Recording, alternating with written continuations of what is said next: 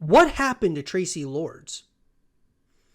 Let's talk about it. Known professionally as Traci Lords, she's an American actress, singer, and former adult actress. She entered the adult film industry using a fake birth certificate to conceal that she was 2 years under the legal age of 18. Lords starred in adult films and was one of the most sought-after actresses in that industry during her career. When the FBI acted on an anonymous tip that Lords was a minor during her time in the industry, that people within the adult industry were distributing and selling these illegal images and videotapes, the resulting fallout led to prosecution of those responsible for creating and distributing the tapes. But the prosecutions fell through when it was revealed she was using a real federal passport as a proof of age, along with a fake birth certificate and fake California driver's license, and the September 1984 edition of Penthouse were banned, and her last adult movie was filmed 2 days after her 18th birthday by her own company. After leaving the adult industry 2 days after turning the legal age of 18, Lords enrolled at the Lee Strasberg Theater Institute, where she studied method acting with the intention of becoming a mainstream actress. She made her mainstream screen debut at age 19 in a leading role in the 1988 remake of the 1957 Roger Corman science fiction film Not of This Earth. Lords followed with the role of Wanda Woodward in John Waters' teen comedy Crybaby. Her other acting credits included the television series MacGyver, Married, With Children, Tales from the Crypt, Roseanne, Melrose Place, Profiler, First Wave, Highlander the series, Gilmore Girls, and Will and Grace. She also appeared in films such as Skinner, Virtuosity, Blade, Zack and Miri, and Excitation, which earned her a Fangoria Chainsaw Award for Best Supporting Actress, as well as a Fright Meter award and a Cine Euphoria Award. Wow. Lords pursued music in addition to her film career.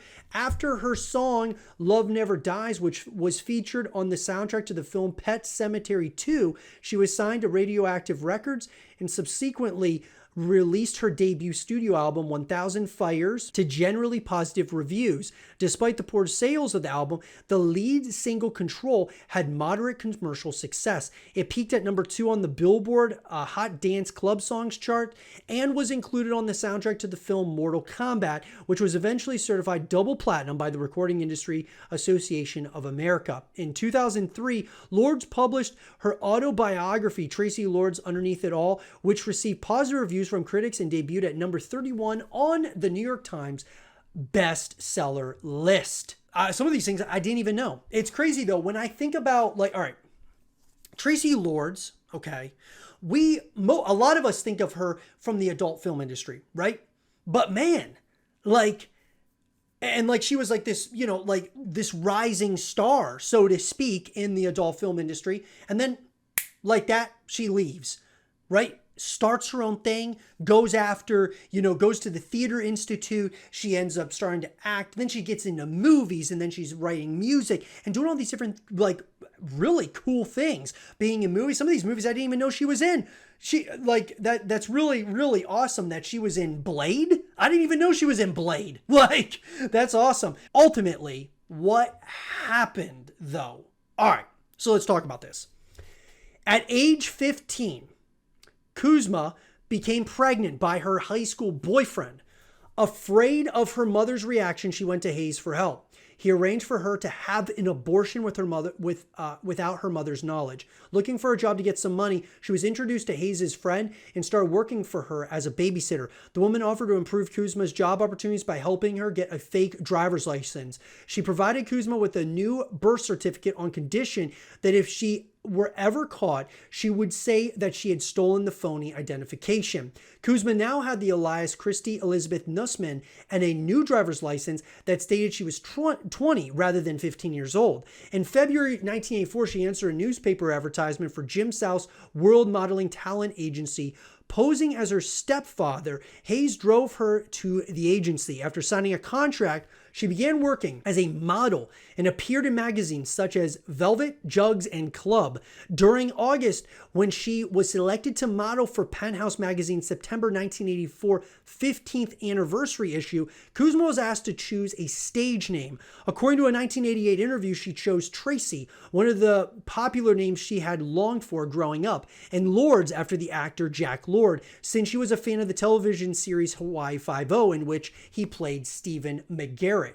Lords made the first of many adult movies in 1984 when she appeared in What Gets Me Hot alongside Tom Byron, who later became her boyfriend off screen. She first appeared only in a non-sexual role, but was later replaced with a hardcore scene. In her next movie, Those Young Girls, she appeared in a role alongside Harry Reams and Ginger Lynn. After turning 16, appearing with John Leslie in the adult parody Talk Dirty to Me Part 3, Lords was hailed as the princess.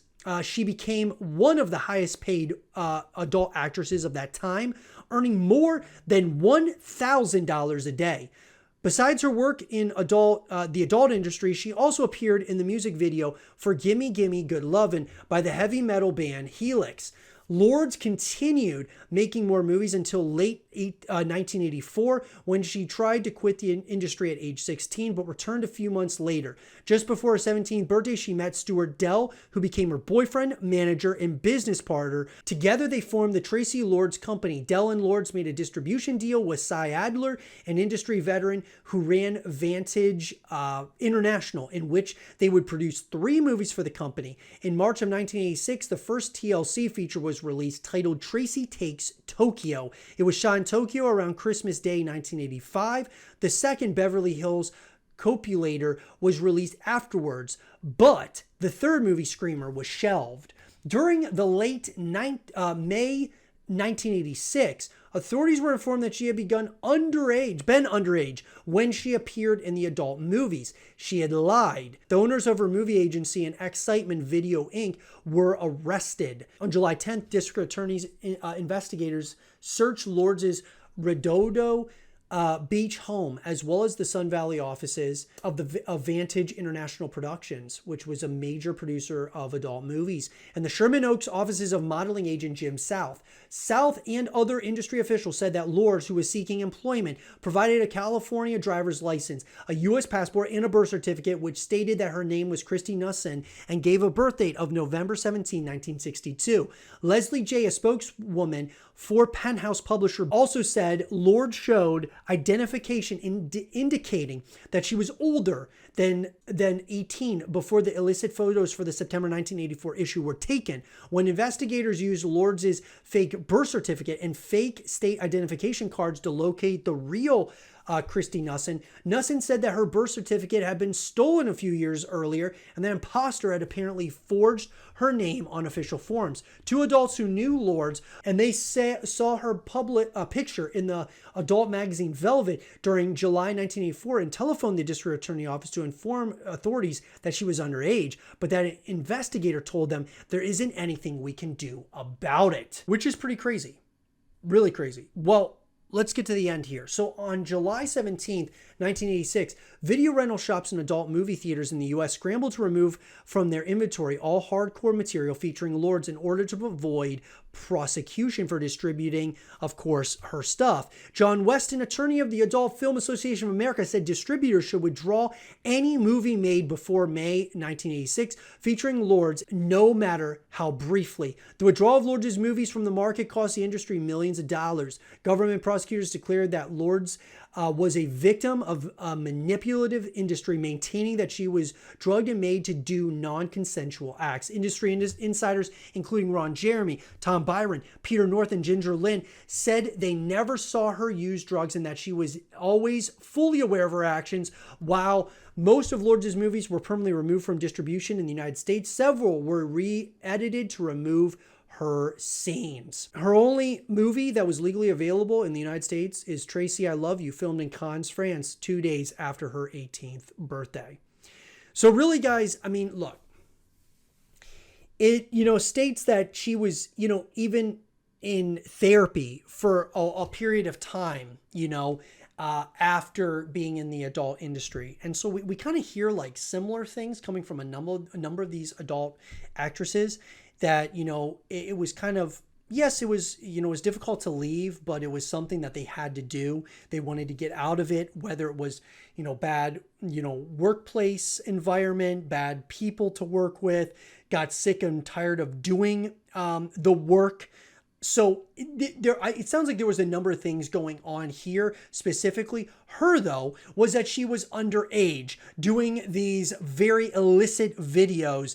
And look, like the bottom line is this: the industry has definitely gotten better about finding out, like making sure that people are of age that want to enter into the industry. But Traci Lords is an example of somebody who went into this thing and really tried to make a name for herself, which she did, but do it in a way that was underage, which was obviously, it became a massive issue, as it should.